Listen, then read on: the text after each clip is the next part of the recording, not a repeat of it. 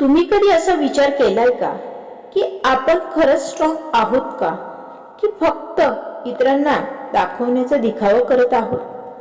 Strong असल्याचा दिखावा करतोय. लोकांसमोर हसणं सोपं असतं, पण एकटं असताना मनात किती वादळ चालू असतात हे फक्त आपल्यालाच माहीत असतं. आजचा हा व्हिडिओ शेवटपर्यंत नक्की ऐका, कारण प्रत्येकाच्या जीवनामध्ये हे वादळ हे उठलेलं असतं कधी ना कधी, आणि शेवटी आपल्यालाच कळत नाही की आपण आतून स्ट्रॉंग आहोत का. मेंटली तर आपण डिस्टर्ब नाही ना. शेवटी तुम्हाला कळणार आहे की मेंटली स्ट्रॉंग आहात की नाही, अजून तुम्हाला घडवायचं आहे की नाही. या गोष्टींची उत्तरे तुम्हाला व्हिडिओच्या शेवटपर्यंत नक्की मिळणार आहे. सर्वात प्रथम हे 10 मुद्दे चेक करा. तुम्ही मेंटली स्ट्रॉंग आहात का? तुम्ही खरंच मेंटली स्ट्रॉंग आहात की फक्त लोकांसमोर स्ट्रॉंग असल्याचं नाटक करता? कारण खरी ताकद हे दिसत नसते, ती जाणवते. आज मी तुम्हाला असे 10 मुद्दे सांगणार आहेत ना, की ज्यामुळे तुम्हाला कळणार आहे की तुम्ही मेंटली स्ट्रॉंग आहात की अजूनही तुम्हाला स्वतःवर काम करायचं बाकी आहे. मग मेंटली स्ट्रॉंग असणं म्हणजे काय? कधीही न रडणं का? कधीही दुखावलं न जाणं का? तर नाही. मेंटली स्ट्रॉंग असणं म्हणजे दुखावलं गेल्यावरही स्वतःला पुन्हा उभं करण्याची ताकद. तुम्ही गोष्टी मनाला लावता का? कोणी काही बोललं तर तुम्ही दिवसभर त्याचाच विचार करता का? जर उत्तर हो असेल तर तुम्ही अजूनही मेंटली स्ट्रॉंग नाही आहात. कारण स्ट्रॉंग लोकांना माहीत असतं प्रत्येक गोष्ट आपल्या मनावर घ्यायची नसते. तुम्ही नाही म्हणू शकता का? लोकांना खुश ठेवण्यासाठी तुम्ही स्वतःचा त्रास सहन करता का? नाही म्हणायला भीती वाटते का? मग लक्षात ठेवा, ज्यांना स्वतःचं व्हॅल्यूज माहीत नसतं तेच नाही म्हणायला घाबरतात. नाही हे कॉन्फिडेंटली म्हणू शकणारे लोकच मेंटली स्ट्रॉंग असतात. तुम्ही भूतकाळात अडकलेले आहात का? हाही प्रश्न स्वतःला कधी विचारा, किंवा कधी जाणवले का तुमच्यासोबत जे वाईट घडलं तुम्ही अजूनही त्यातच अडकून बसले आहात का? प्रत्येकाच्या जीवनाचा वाईट काळ ठरलेला असतो.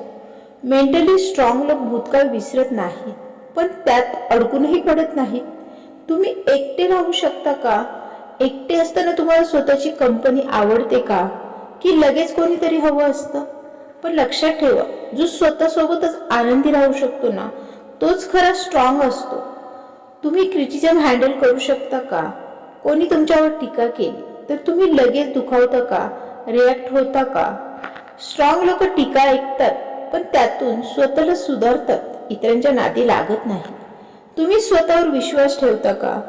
कठीण वेळ आली की तुम्ही स्वतःवरच डाऊट करता का?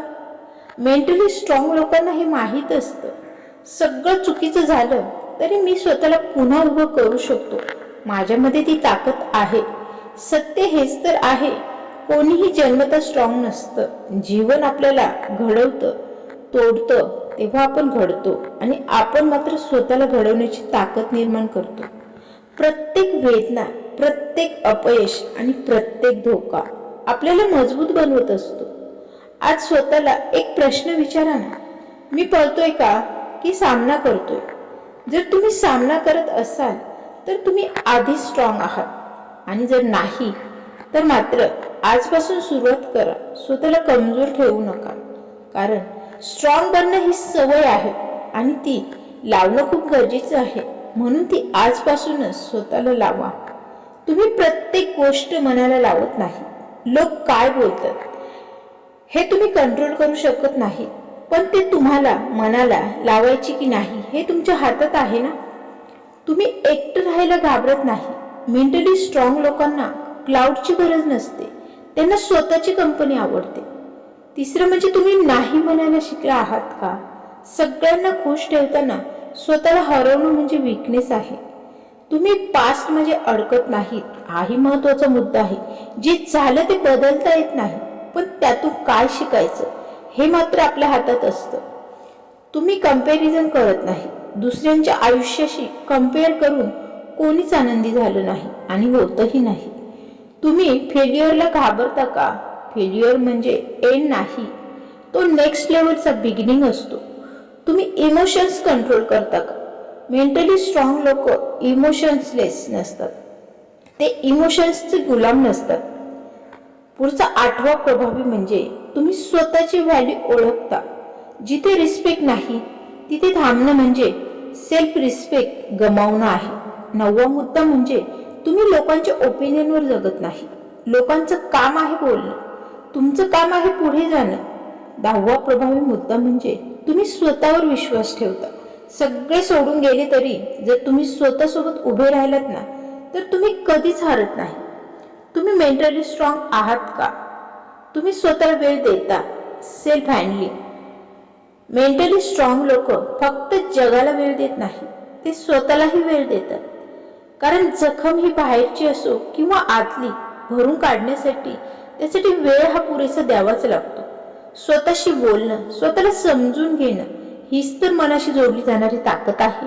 आता एक प्रश्न स्वतःला विचारा, तुम्ही खरंच स्ट्रॉंग आहात का की फक्त परिस्थितीसमोर हार मानून बसले आहात?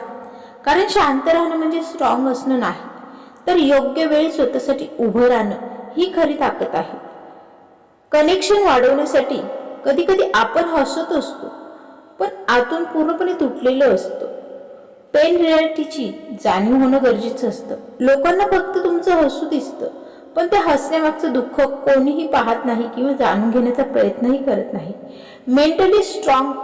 मेंटली स्ट्रॉंग असणं म्हणजे दुःख नाही असं नाही, तर दुःख असूनही हसत पुढे चालत राहणं. सेल्फ रिस्पेक्ट जपता आला पाहिजे. जिथे तुमची किंमत नाही तिथे कितीही प्रेम नसलं ना तरी नेहमीच तुम्ही कमी पडणार आहात. ओव्हर थिंकिंग देखील कमी करता आलं पाहिजे.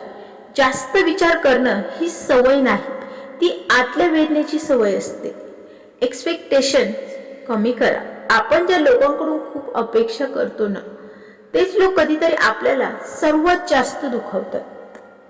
Night emotions. बऱ्याचदा रात्री सगळे झोपलेले असतात पण काही लोकांच्या डोळ्यांना झोपच येत नाहीत कारण विचारसरणी थांबलेली नसते. स्ट्रेंथ. किती वेळा पडलात या गोष्टीमध्ये? याला काही अर्थ नाही ना. तुम्ही प्रत्येक वेळी उठलात हीच तुमची खरी ताकद आहे. फेक पीपल हे देखील ओळखता आले पाहिजे. सगळे आपले असतात असं नाही.